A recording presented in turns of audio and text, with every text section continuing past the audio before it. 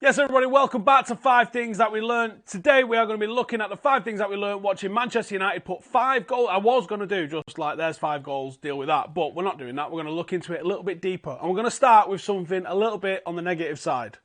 But trust me, it gets better after that. In at number 1 then, defensive errors. A series of defensive errors then led to the first goal, the opening goal of the game, and everybody's hearts just sank. Oh no. This is the fragile confidence that Manchester United and Manchester United fans have got at the moment. But obviously, as you now know, I hope that you now know, I hope that you aren't watching this waiting to find out the score, because that's weird. But we won, so it's okay. We went down and we came back. That's very, very positive. But it was, again, much like the Tottenham game, individual errors in a chain led to us conceding that goal. Lindelof gets sucked over for the header. Maguire comes over and covers. Wan-Bissaka goes to ground. Maguire gets megged and De Gea gets done at his near post. And you're like, lads, the chances of all of those things going wrong at the same time can't be very high. Yet here we are. He had no right. Stanislas had no right to put it in. It was literally like a ball-sized hole where he could have put that ball and scored a goal. And that's exactly where he put it. So fair play to him for the finish. But United need to cut out those defensive frailties. We got lucky today because Bournemouth are shit. And I think shit is the adjective technical term for how good Bournemouth are. You can't really say any more or less than that. They're just not very good. Against a better team, we are going to get found out. But arguably against a better team, we're not going to have the same sort of free-flowing, attacking style of play that we saw against Bournemouth. So sometimes it swings and roundabouts. You expect to concede shit goals when you're going to be absolutely pushing for it at the other end. But all in all, it was absolute Tesco value defending, and it needs to stop. Number 2, a regular on 5 Things We Learned, Bruno Fernandes. 2 assists, both in the first half, and 1 goal. And wasn't man of the match. What? Bruno has now got 6 goals and 5 assists in the Premier League and 7 goals and 5 assists in all competitions. I think it's safe to say that he's a bit mint, lads. We all thought, didn't we? That's Liga NOS numbers, mate. Those are rookie numbers. You try doing that in the Premier League. What's that? Same. Okay. Fucking hell. Manchester United have now won more points with 21 and scored more goals with 20 than any other team in the Premier League since Bruno Fernandes joined Manchester United. Some would say, bit of a coincidence. Others would say, that's been a man that has transformed Manchester United in the attacking third. I'm one of those men. You're probably one of those men, because that's exactly what's happened. Yesterday against Bournemouth, we had 57 completed passes, 5 fucking chances created. What? 36 completed attacking third passes, again the most, 4 ball recoveries, 2 assists and 1 goal. I actually can't believe I can't believe there are footballers' numbers, let alone a midfielder's numbers. Not only that, allowing Marcus Rashford to take the penalty to put him on his 20th goal for the season shows not just what a team player is, but what a leader he is. Marcus was probably a little bit unlucky to be ruled out for offside with his second attempt at goal, which would have probably been a fantastic one for him to really start kicking on for his 21st goal of the season, but he was ruled out for offside. Bruno Fernandes isn't just really, really, really good at football. He's also a leader and a fucking character, and something that United have sadly lacked for a long fucking time. Number 3, Mason Greenwood. He scores on his left, he scores on his right, and in the last 2 games he's got 3 goals and 1 assist. Is there a better 18-year-old in world football? Our survey says no. And today, apparently, he scored with his weaker foot. I don't know which goal that was, but one of them had to be his weaker foot, didn't it? Talking about him today, Solskjaer said, defenders know that he can cut in on his left foot, but now they're going to have to think about his right foot too. He's now on 15 goals for the season.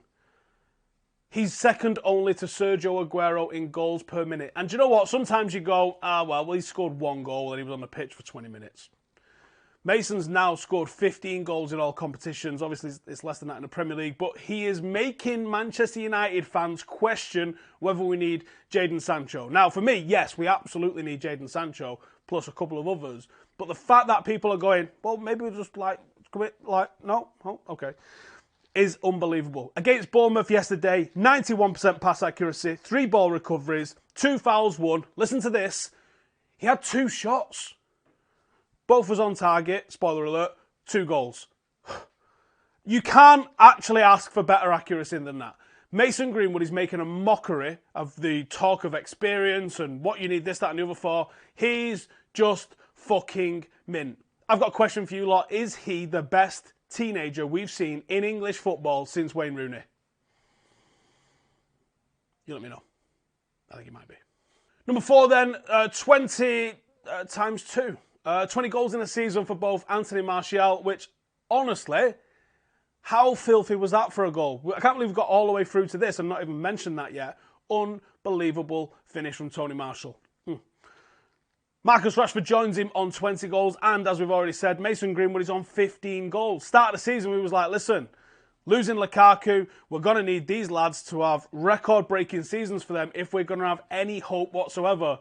We thought all of them had the potential to do that, but did any of us really sit here and think, oh yeah, they're definitely going to bring in 20 goals after being injured for a couple of months? Or Mason Greenwood, yeah, at 18, I'm sure he'll score 15 goals. Are you fucking twisted? That's an unbelievable finish that's come from all of those three. And we ain't even done yet. We've got loads of games left in domestic football, possibly a cup final, and we've also got the Europa League.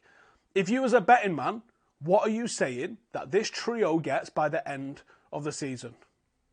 It's going to break 60. Could it break 65 between the three of them? Could we see Mason end up on 20 goals in his breakout season? Could we see Marcus or Tony end up on 25 goals? I think it'd be a bit rare and a bit of an ask for all of them to get over 20 and 25, but who knows? And number 5 then, Ollie's tricky Reds. Now, in the press conference, Solskjaer said, oh, there's going to be changes. Don't be surprised if there's a load of changes to keep everybody fresh. And pow, exactly the same starting 11. First time that United have put out 3 consecutive teams since the 2006-2007 season. I'm loving the sort of records that are starting to go now. We saw all those records sort of tumble when we went through our bad patch. Now they're starting to tumble in a positive light. It's our best run of form since the last time we were champions. That's got to be a progression sign. We're seeing this unbeaten run at the moment, 16 games, which includes 12 wins and only 4 draws. In that time, we've scored 42 goals, conceded only 6 and kept 11 fucking clean sheets. The progress is there for everybody, apart from the LGHG, not them. But everybody with a brain can see that Manchester United are progressing with Ole Gunnar Solskjaer. PE teacher, his tactics in the big games are absolutely fantastic, and he wins those more often than he loses those games. What the problem was breaking down the low block, and we've seen Louis van Gaal struggle with that. We've seen Jose Mourinho struggle with that. Maybe the personnel and the manager now are in the right frame of mind and the right ability to be able to go to any team below us in the league and do our job, which is exactly what we did against Bournemouth yesterday.